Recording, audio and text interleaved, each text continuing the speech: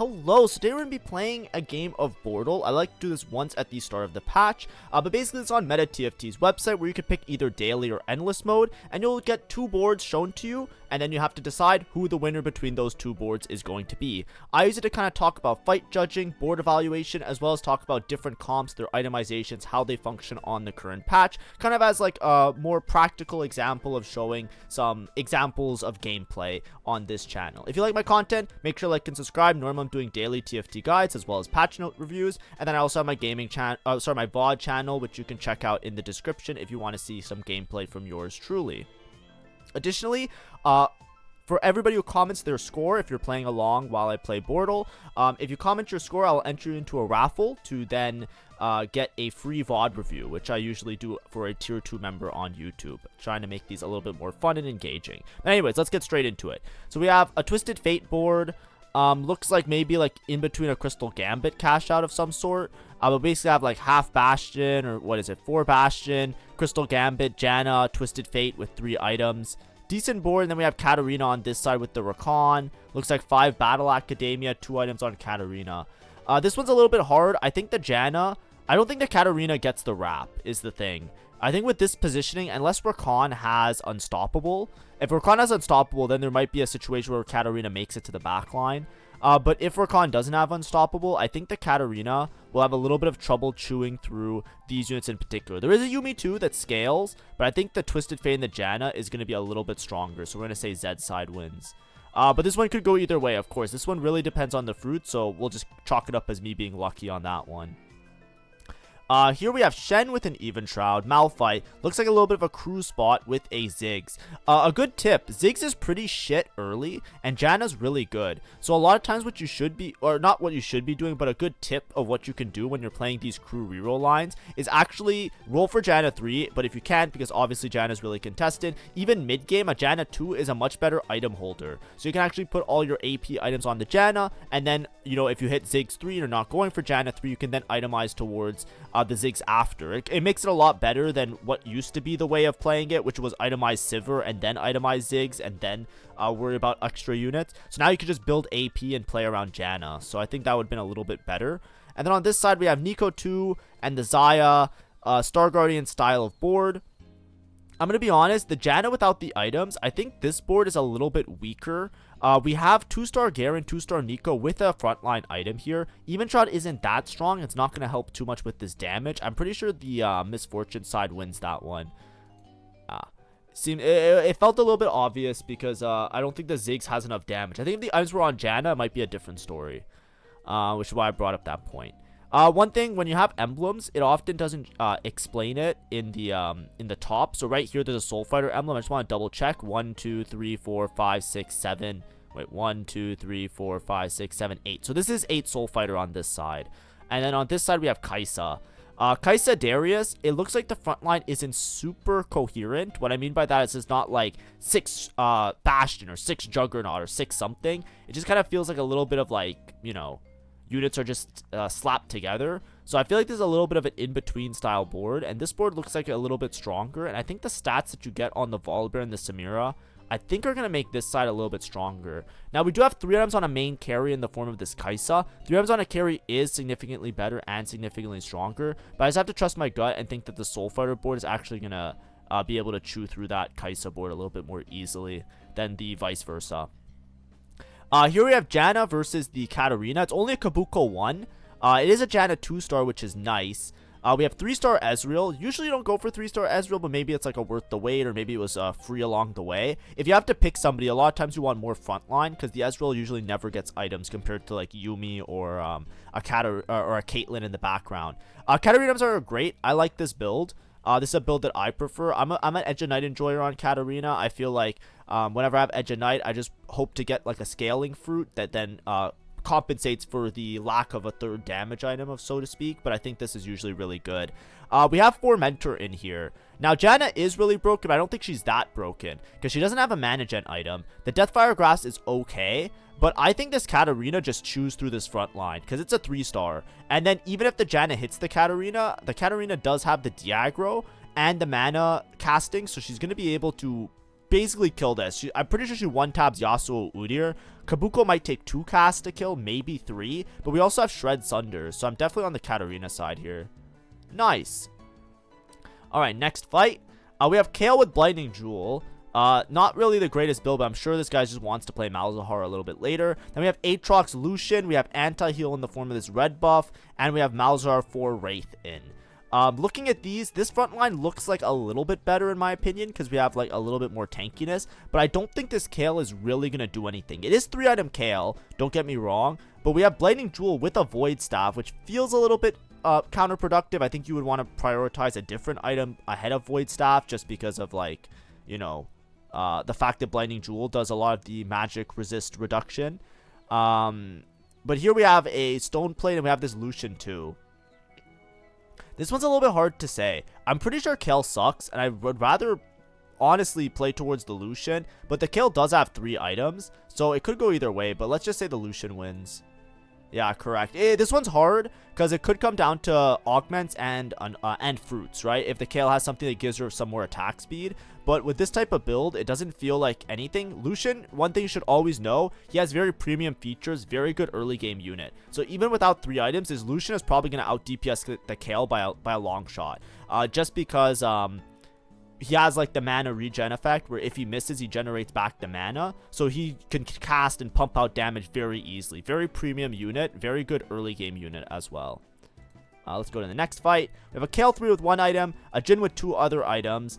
This looks like a little bit of a weird board to me. Then we have Katarina. Ooh, this item distribution looks really weird. I'm not sure what they're trying to play. It looks maybe like a Rise kind of board, but I don't know. But let's talk about it. Bloodthirster isn't the greatest on Katarina. You usually want a Crit Glove to kind of pair with her if you're trying to play primary Katarina carry. Additionally, the item distribution feels a little bit weird. Because, like, you know, I guess Archangel's Rabadons is okay. But, like, having these items on the Garen kind of feel like a little bit awkward. And then 1 item on the Rakan is kind of weird. I would rather have 3 good tank items. Maybe like BT, Spirit Visage, Bramble Vest on either the Rakan or the Garen. You could pick, but usually it's on Rakan. And then I would maybe build the items, like the damage items, on a different unit. But maybe this is just like an in-between board where they're trying to transition into something else, which is fine. Then here, same thing applies, right? We have 1 item, 2 item, 1 item.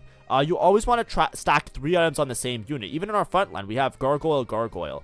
These 2 boards, like, you know, don't be like this. This is something like you want to put 3 items on the same unit. Splitting these items is significantly less effective than just having them on the same unit itself. So, you know, I'm assuming this is more of a beginner-ish lobby, or maybe it's just like a stressful situation. Maybe it's like a bit of a wacky lobby, like a loot sub and things like that.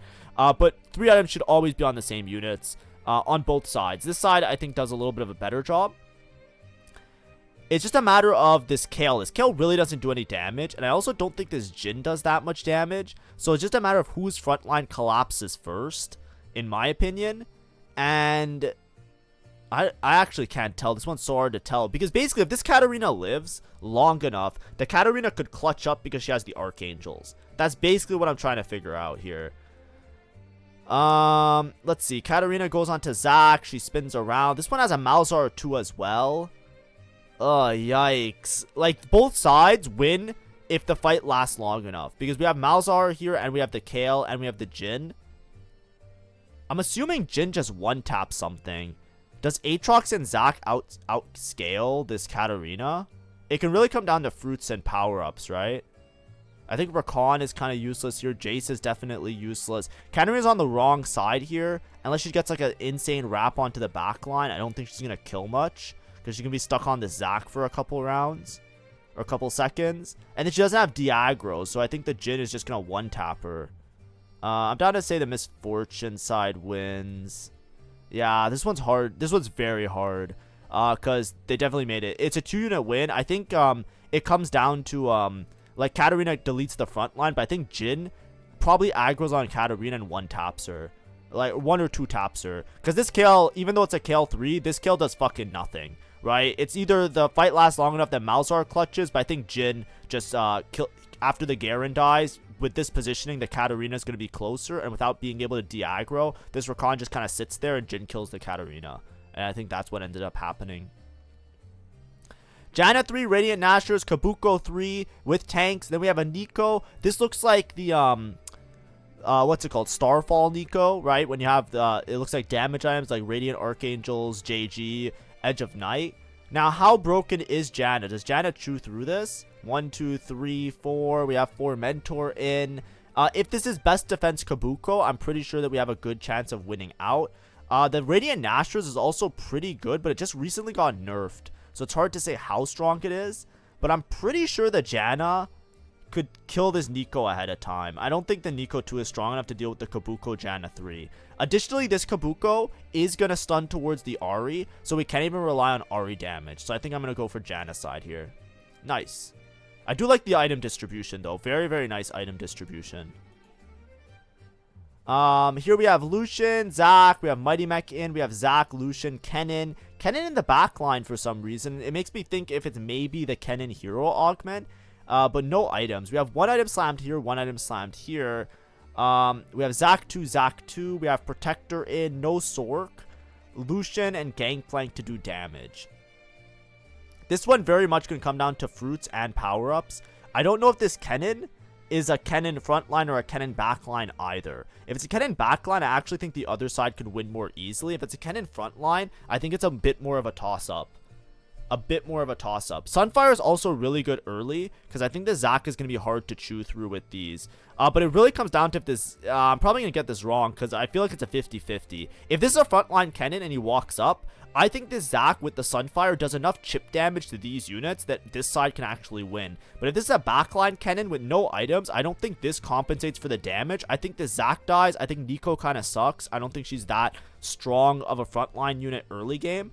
And then I don't think this Lucian does as much damage as this Lucian because this Lucian has the Void Staff and there's still the Mighty Mech on this side that does a little bit extra. So I'm going to go for the top side and we're going to hope for the best. I got it wrong. Oh well, it was a 2-unit win. I guess this is frontline Kennen. That's the only thing I can say. But like I said, these boards are so weak that it can really come down to either side. Because this side won, but like, you know, Lucian no item versus Lucian with item. Zac versus Zac. Sunfire, maybe it was just the Sunfire diff. The Kennen 2-star is the big question mark because I'm equating Kennen 2-star backline to being able, you know, like Mighty Mech. I don't know. Oh well, not 100%. Maybe next time. GG. We have Kabuko, Aatrox, Udyr, Yasuo, Janna. Janna items are great. We have like a mana gen style build with a Radiant Blue, so this unit's gonna be casting like crazy. And we have the Viego here.